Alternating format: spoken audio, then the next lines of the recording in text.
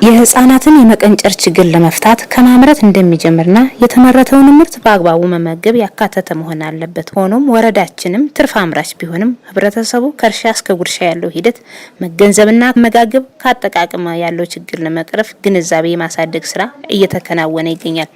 በመሆኑም በግብርናው ዘርፍ አትክልትና ፍራፍሬ እንዲሁም የእንስሳት ተዋጽኦን ማምረት ብቻ ሳይሆን መመገብ እንደሚገባ የሚያሳይ ስልጠና የግንዛቤ ፈጠራ ስራ እየተሰራ እንደሚገኝ የባሶ ሊበን ወረዳ ግብርና ልማት ጽሕፈት ቤት ኃላፊ አቶ ስሜነህ አሞኘ እንዲህ ይገልጻሉ።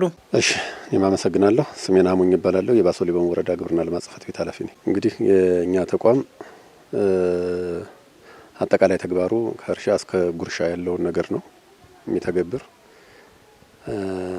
አሁን ከዛ አኳያ ከአመራረቱ መጀመሪያ ከእርሻ ስራ እንቅስቃሴ ጀምሮ አመራረቱ ላይ ከተመረተም በኋላ ድህረ ምርት ቴክኖሎጂዎችን ተጠቅሞ ሰብል የሚሰበሰብበትን መንገድ ሰብልም ከተሰበሰበ በኋላ ደግሞ በተለይ ማህበረሰቡ ለገበያ የሚያወጣውን ለገበያ ለራሱ የሚጠቀመውን ደግሞ ከአመጋገብ ጋር ተያይዞ ምን መስራት እንዳለበት፣ እንዴት መመገብ እንዳለበት፣ እንዴት መጠቀም እንዳለበት ሰፊ ስራ ነው የምንሰራው። ከዚህ አኳያ እንደ መንግስትም የምንሰራው ስራ አለ። ፕሮጀክቶችም የሚተገበሩት ተግባር አለ። በተለይ እንደኛ ወረዳ 2 ፕሮጀክቶች አሉ። አንደኛው ኤፍኤስአርፒ የሚባለው የምግብ ስርዓት ማጠናከሪያ ፕሮግራም የሚባል አለ። እሱ ስርዓተ ምግብ ላይ በሰፊው ይሰራል። ሁለተኛ ደግሞ አሁን በዚህ አመት የገባ የሰቆጣ ቃል ኪዳን የሚባል ድርጅት አለ።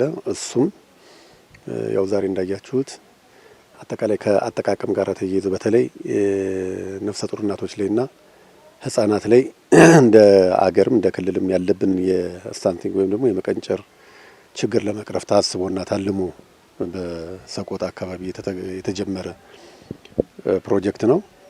ወደኛ ወረዳም ይሄ መጥቷል። እንግዲህ እንደ አጠቃላይ እንደ ክልል እንደ ሀገርም ስናየው እንደ ክልልም ስናየው በተለይ እንደኛ ክልል ስናየው የመቀንጨር ምጣኔው በጣም ከፍተኛ ነው።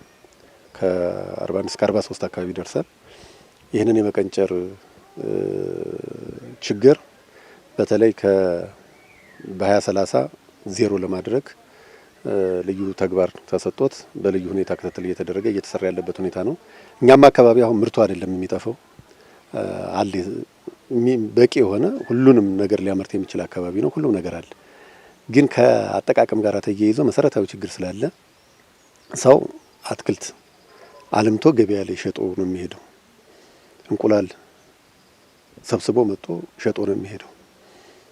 ሌሎችንም እንደዚሁ ወተትና የወተት ተዋጽኦዎችንም እንደዚህ ለገበያ ሊያቀርብ ይችላል። ግን ራሱ ላይ ከመጠቀም ጋር ተያይዞ በተለይ ደግሞ ለህፃናት እንዴት መጠቀም እንዳለባቸው በቂ የሆነ ግንዛቤ ባለመኖሩ እንደኛም አካባቢ ተርፍ አምራች ሆኖ ግን ደግሞ የመቀንጨር አደጋ ያለበት ስለሆነ እሱ ላይ ነው አሁን ስራ እየሰራን ያለን።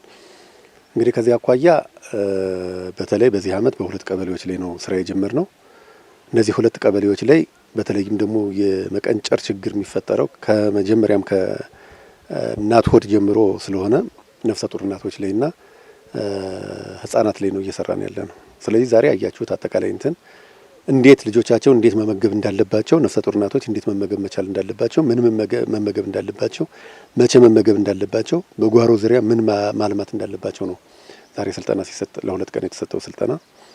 ይሄንን መሰረት አድርገን እንግዲህ ቀበሌ ላይ ታች ድረስ የልማት ጣቢያ ሰራተኞቻችን የወረዳ ባለሙያዎችም እየሄዱ እየደገፉ ከአሰራር ጀምሮ እስከ አጠቃቀም ድረስ ያለውን ነገር በማሻሻል የመቀንጨርን ችግር እንደ ወረዳችን በ2030 ዜሮ ለማድረግ ስራ እየሰራን ያለን። እንግዲህ ስልጠና ከወሰዱ እናቶች ያው ቅድም እንደተነጋገር ነው እዛ እነሱ ጋርም የነገርናቸው አንደኛ ሰልጥኖ መሄድ ብቻ አይደለም አሁን የሚፈልገው የሰለጠኑትን ነገር በተግባር መዋል ነው። አሁን እኛ በተለይ ከ2016 ጀምሮ ወደዚህ ያሉትን ስልጠናዎች የቲዮሪም የምንሰጣቸው የተግባር ስልጠናዎችም በወጣቶች በሴቶች በእናቶች ላይ የምንሰጣቸው አጠቃላይ ስልጠናውን ከሰጠን በኋላ ተግባሩ ተፈጸመ አልተፈጸመ የሚለውን ነገር እዚሁ ድረስ ሄደን እናያለን፣ ክትትል እናደርጋለን። ስለዚህ አሁን ለነሱም የሰጠናቸው በተግባርም ስልጠናውም በቲዮሪም ወስዶታል፣ በተግባርም ሰጠናቸዋል። በተግባር የሰለጠኑትን ስልጠና መሬት ላይ አወርደው መስራት መቻል አለባቸው። ለምሳሌ አትክልት ዘርኛ እንሰጣለን ለአንድ ጊዜ። ይሄን አትክልት ዘር እዛው ላይ ጓሯቸው ላይ መተግበር መቻል አለባቸው። አንድ እናት በጓሯዋ ቢያንስ 6 እና ከዛ በላይ የሆነ የፍራፍሬ ተክል ሊኖራት ይገባል። እሱን አዘጋጅተናል እኛ ጋር ያዘጋጀንበት ሁኔታ ስላለ እሱን እንሰጣለን።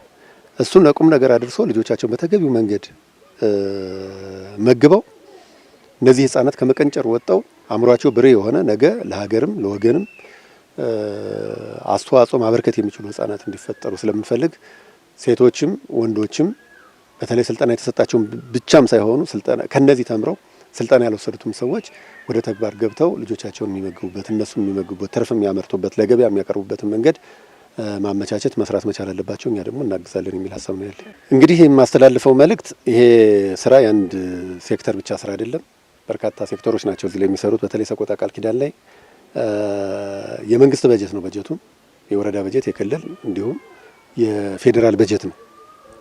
ከዚያ አኳያ ተግባሩ ግብርና ብቻውን የሚሰራው ሳይሆን ግብርና ምርቱን ቢያስመርት ጤና ከጤና አኳያ ስራ ይኖረዋል፣ ከአመጋገብ አኳያ ስራ ይኖረዋል፣ ውሃ ከውሃ አኳያ ስራ ይኖረዋል። ያው እንስሳትና ግብርና ልዩነት ስለሌላቸው ተመሳሳይም ስለሆኑ ኢቭን ኮሚኒኬሽንም ከዚህ ተግባር አኳያ በርካታ ስራዎች ነው ያሉት።